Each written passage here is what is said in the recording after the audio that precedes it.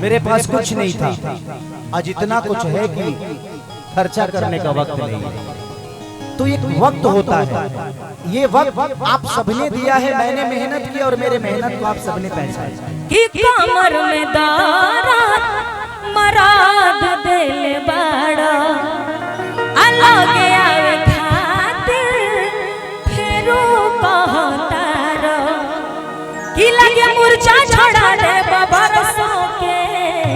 बरसों के। भैया एक बार आ जाइए, बड़ी मजा आया।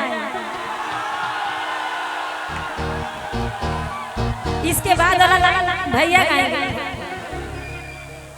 ये लाइन आप गाइए।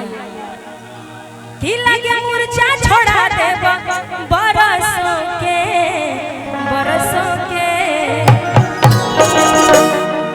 एक बाद लाइन भैया गाएंगे। और तेल लगा दी सरसों के, तोहार दर्द मिटा दी काल परसों से। और सुपर डुपर गाना रहे, बहुत ज्यादा हिट रही गाना। ये गाना आप गाइए भैया। एक माइक दे दी भैया के, दूगो माइक रहला नु।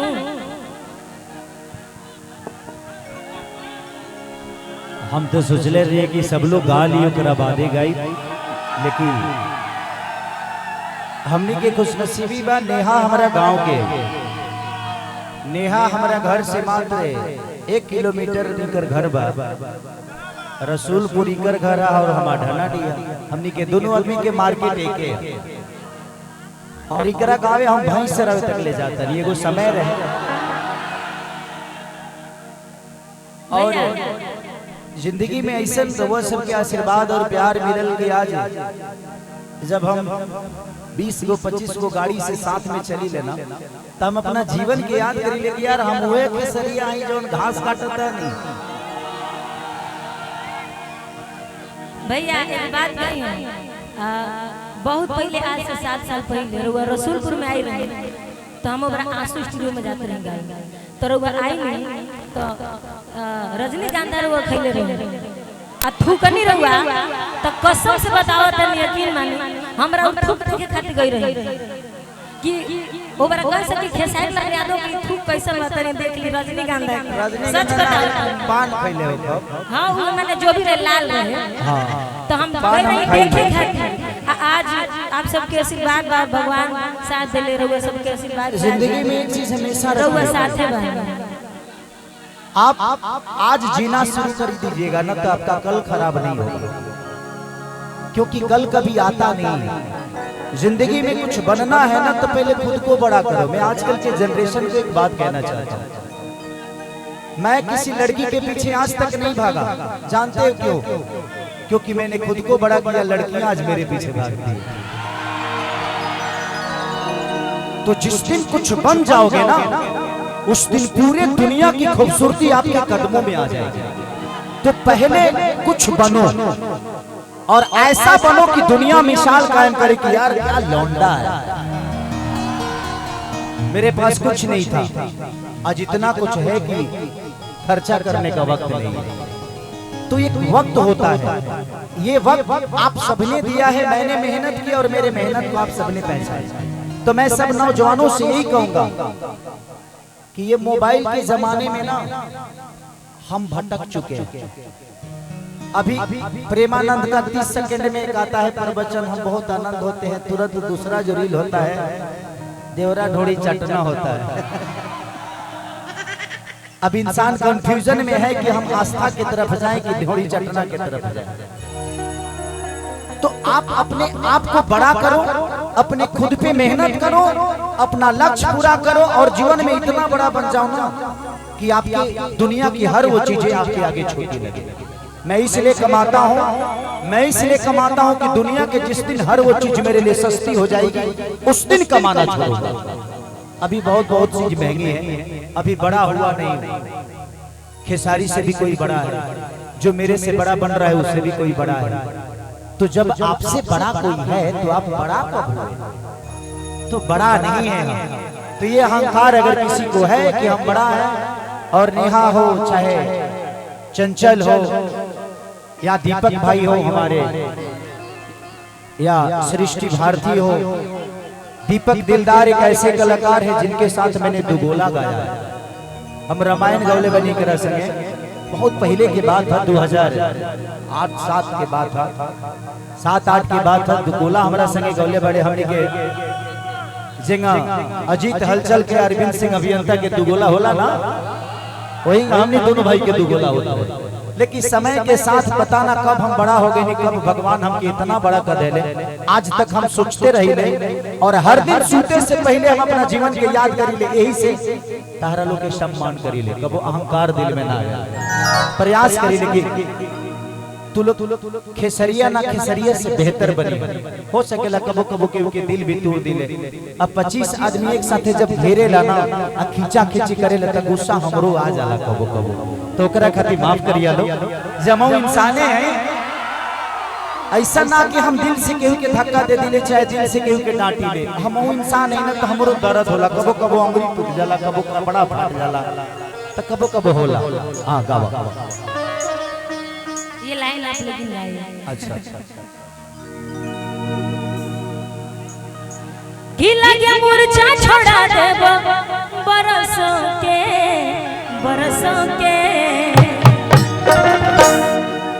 कि अब तेल लगा की सरसों के तू हर दर्द छोड़ा दी कल बरसों के कि रगड़ी ले लेके बारा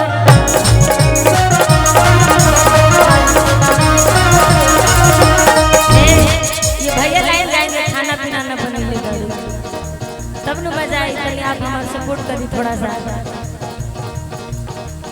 अरे खाना पीना न बनले बड़ू साधा के सब होना चाहिए बड़ू।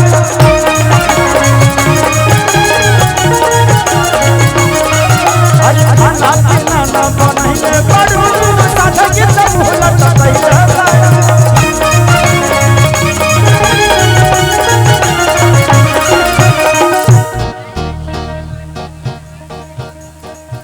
कि काहे बेचैनी में बड़ू करेगा,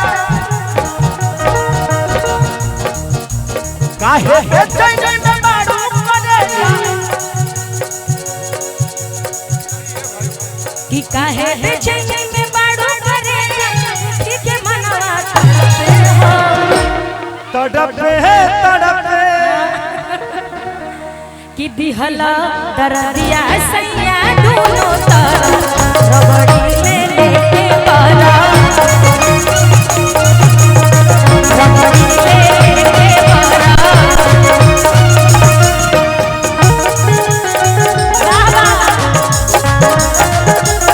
लड़ाई सब दुनिया में बहुत लड़ाई हद कोनो गाता खींच ले ले तू पटा हम जीवा डरा ले ले हद कोनो गाता खींच ले ले तू पटा हम जीवा डरा ले ले ए हेलो कि धके कोनो गाता खींच ले ले तू पटा हमर जीवा डरा दे ले बा। ये अन्नपूर्णा फिल्म का गाना है ना, कि तोरा अखिया के कजरा ये जा, कि तोरा अखिया के कजरा ये जा, अरे झगड़ा करा तोरा अखिया के कजरा ये जा, झगड़ा करा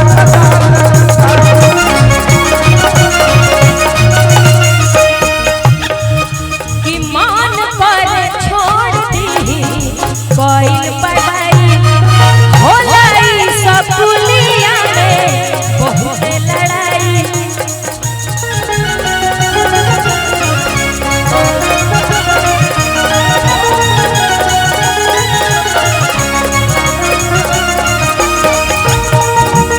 अरे जिया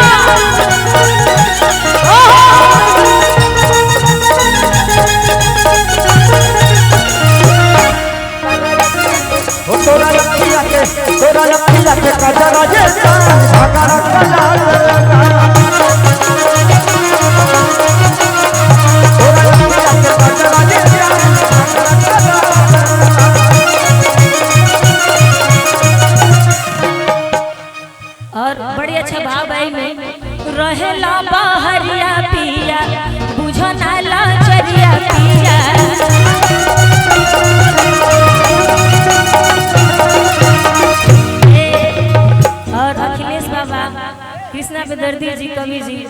कवि जी, रउआ से विकास भैया, आप सबके आशीर्वाद इतना मिला, आप सबके गाना बहुत सारा हिट गाना हम गइले बने, बड़ा खुशी होला। लेकिन रोज से तनी तनी हट जाता लाइन से रहेला बहरिया पिया बुझना लचरिया पिया आजा में साजा दिहला दहके में हरिया पिया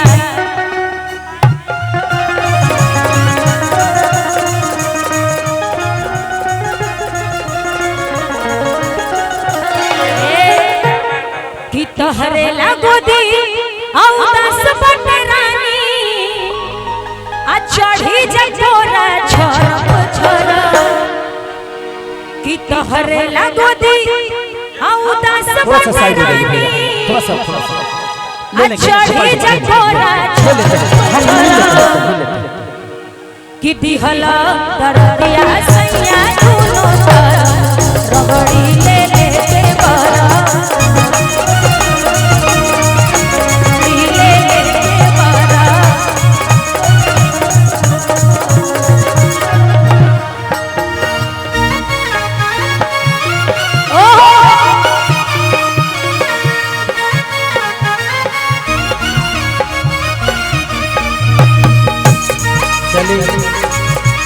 हेलो हेलो लड़की के भाई यानी हमार बेटा ही लगी लो, अगर वो हमारा खाती बेटी बड़ी तो ये लो हमार बेटा ही लगी। थैंक यू बाबू, आशीर्वाद भगवान आपको इतना बड़ा करे कि एक दिन शादी हो फिर से आपके शादी में मैं समधी बन के जाऊं, अपने बेटे की शादी में गाऊं। Thank you so much.